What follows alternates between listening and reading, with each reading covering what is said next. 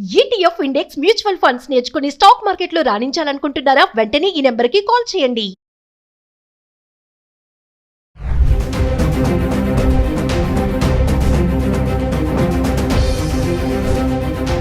నమస్తే, welcome back to Suman TV. Present మనతో పాటు ఉన్నారు అనలిస్ట్ మందర్ కృష్ణారెడ్డి గారు.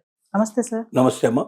సార్, అమెరికా అధ్యక్షుడు డొనాల్డ్ ట్రంప్ H1B వీసాల విషయంలో మొదటి నుంచి కూడా ఏదో ఒక మెలిక పెడుతూనే ఉన్నారు. మరి ఇప్పుడు కొత్తగా ఏంటంటే ముందు H1B వీసా రద్దు చేయబోతున్నాము అని కూడా చెప్తున్నారు. ఎందుకంటే చాలా స్కామ్స్ జరుగుతున్నాయి.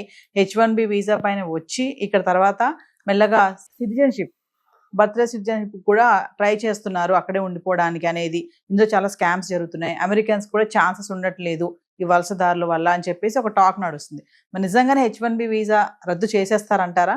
H1B వీసా అనేది ఒక్కసారి అమెరికాలో H1B వీసా మీద అలౌ చేయబడ్డ వ్యక్తి సహజంగా తన వర్క్ పర్మిట్ని ఎక్స్టెండ్ చేసుకుంటూ వెళ్ళడం, అంటే వీళ్ళ ద్వారా కంపెనీ, అంటే వీళ్ళు చేయలేరు దాన్ని, కంపెనీ ఎక్స్టెండ్ చేయడం, ఎక్కువ కాలం అక్కడ నివసించడం వల్ల అక్కడ సిటిజన్షిప్కి వాళ్ళు అప్లై చేసుకోవడం, గ్రీన్ కార్డ్ తెచ్చుకోవడం, సిటిజన్షిప్ అయిపోవడం, అమెరికన్ పౌరులుగా మారిపోవడం అనేది ఒక ప్రాసెసింగ్గా జరుగుతుంది.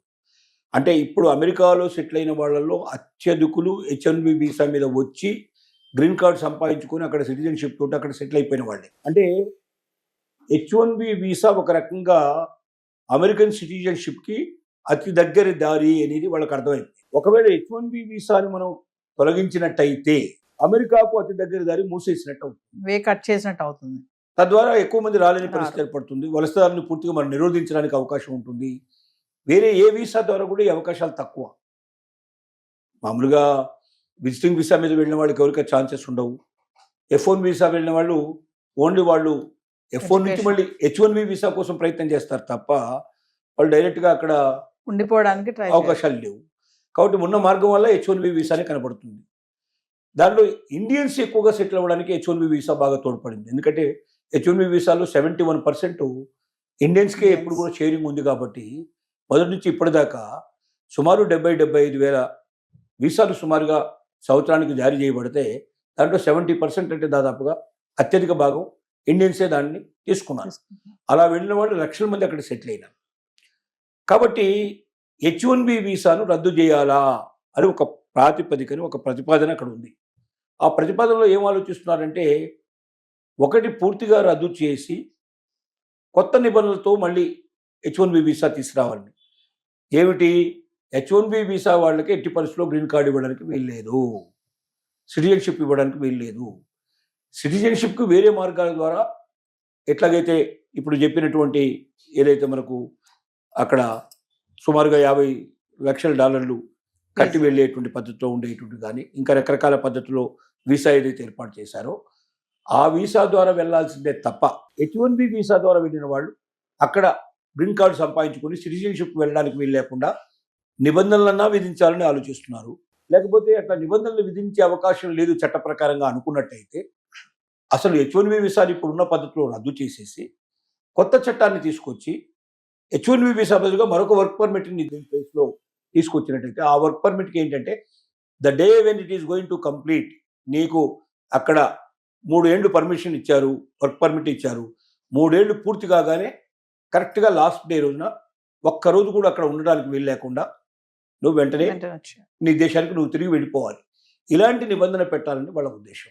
అంటే వీసా గడువు అయిపోయింది అంటే అక్కడ ఉండడానికి లేదు, ఒక్కరోజు కూడా ఉండడానికి వీలు లేకుండా, కొద్ది రోజులు ఆగి రెన్యువల్ చేసుకోవడం లేదు, వెంటనే వచ్చేసేయాలి. ఇప్పుడు ఏంటంటే టైం ఇస్తున్నారు. ఒకసారి H1B వీసా అయిపోయిన తర్వాత కూడా వాళ్ళకు కొంత టైము దీని లోపల కేటాయిస్తారు. ఆ టైం లోపల వాళ్ళు ఏం చేస్తారంటే ఇంకొక ఉద్యోగం కోసం వాళ్ళు అప్లై చేసుకుంటారు, ఇంకో ఉద్యోగాన్ని సంపాదిస్తారు. ఒక్కసారి H1B వీసా పైన వెళ్ళినవాడు ఎవడు వెనక్కి వచ్చిన పద్ధతి దాదాపు ఉండవు, దాఖలాలు ఉండవు.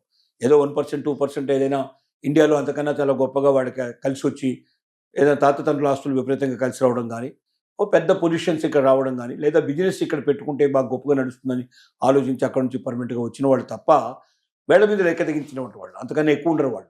మొత్తం ఒక్కసారి అక్కడికి వెళ్తే H1B వీసా మీద ఇక అమెరికన్ అయిపోయినట్టే, అమెరికన్ సిటిజన్షిప్ వచ్చినట్టే, గ్రీన్ కార్డు వచ్చినట్టే కానీ భావించేటువంటి పరిస్థితుల్లో H1B వీసా అనేది మీకు ఓన్లీ తాత్కాలికంగా మీరు ఉద్యోగం చేసుకోవడానికి మాత్రమే పనికొచ్చే పర్మిట్ తప్ప మీరు ఒక్కరోజు కూడా మీ వీసా అయిపోయిన తర్వాత అక్కడ ఒకరోజు కూడా మీరు ఉండడానికి వీల్లేదు, మీ పర్మిట్ అయిన తర్వాతనే నిబంధన తీసుకొచ్చినట్టయితే అమెరికా లోపల వలసదారుల యొక్క సంఖ్య తగ్గిపోతుంది.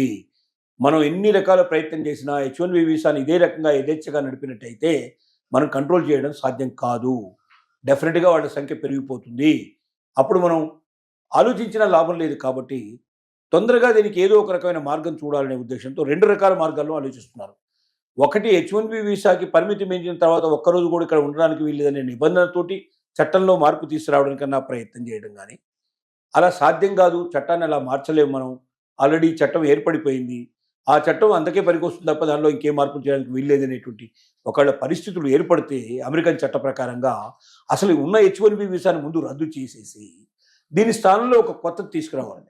ఎందుకంటే కంపెనీస్ అన్ని ఏం గొడవ పెడుతున్నాయి, మాకు ఇక్కడ ఉన్నటువంటి పరిజ్ఞానం సరిపోదు, ఇక్కడ ఉన్న నాలెడ్జ్ మేధస్సు మాకు సరిపోదు, మేము అవుట్ సైడ్ నుంచి తెచ్చుకుంటే తప్ప మా కంపెనీలు మేము నడపలేని పరిస్థితులు లేవు, కంపెనీలు లేకపోతే మూతపడిపోతాయి, ఇప్పుడున్న అమెరికన్ ఉద్యోగాలు కూడా మొత్తం క్లోజ్ అయిపోయే అవకాశాలు ఉన్నాయి. కాబట్టి మీకు అమెరికన్స్ కూడా ఎక్కువ ఉద్యోగాలు జరగాలంటే ముందు మన కంపెనీ నడవాలి.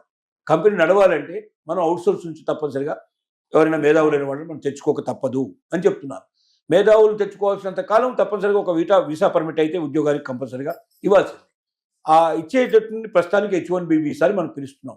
ఈ H1B వీసాని మాడిఫై చేసే అవకాశం ఉంటేనే మాడిఫై చేయడం, మాడిఫై చేయడానికి వీలు లేకపోతే దాన్ని మొత్తం అసలు చట్టాన్ని రద్దు చేసి కొత్త చట్టం దాని బదులుగా ఇగో వర్క్ పర్మిట్ ఇంతకాలం ఉంటుంది, ఇది ఈ 3 ఏళ్లే ఉంటుంది, 2 ఏళ్లే ఉంటుంది, ఇంతకు మించి ఉండదు, ఇది అయిన తర్వాత వెనక్కి రావాల్సిందే, మళ్ళీ కొత్త దానికి అప్లై చేసుకోవాల్సిందే అని చెప్పడానికి ప్రయత్నం జరుగుతోంది. ఆ వైపున ప్రయాణం చేస్తూ ఉన్నారు. అయితే ఇది ఇంకా ఆలోచన దశలోనే ఉంది తప్ప ఇంకా ఆచరణలోకి రాలేదు. కానీ ట్రంప్ లాంటి వాడు అర్ధరాత్రి ఒకసారి రాత్రి అనుకుంటే పోలికల్లా దాన్ని అమలుపరిచినా ఆశ్చర్యపడాల్సిన అవసరం లేదు. మనం అలాగ ఎన్నో ఇప్పటిదాకా చూసాం.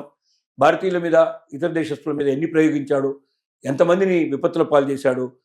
ఒక మనకు $1,00,000 సంబంధించింది ఏదైతే పెట్టాడో H1B వీసా లోపల కండిషను, ఎంతోమంది ఇక్కడ పెళ్లిళ్ళు రద్దు చేసుకొని ఇక్కడ మొత్తం కంప్లీట్గా కుటుంబంతో ఉండడానికి వచ్చిన వాళ్ళు, అనేక రకాల రిజిస్ట్రేషన్స్ పెట్టుకుని ఇక్కడికి వచ్చిన వాళ్ళు హఠాత్తుగా వాటన్నిటిని కూడా క్యాన్సిల్ చేసేసుకొని మళ్ళీ అమెరికాకు ప్రయాణం కావాల్సిన పరిస్థితి ఏర్పడింది. అంత ఇబ్బందులు పెట్టాడు. కాబట్టి ట్రంప్ చెయ్యడు అని చెప్పడానికి వీల్లేదు. ఈ ఆలోచన మాత్రం నడుస్తోంది.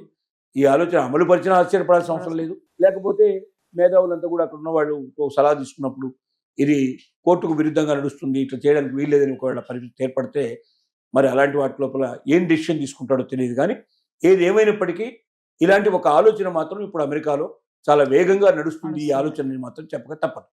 Thank you.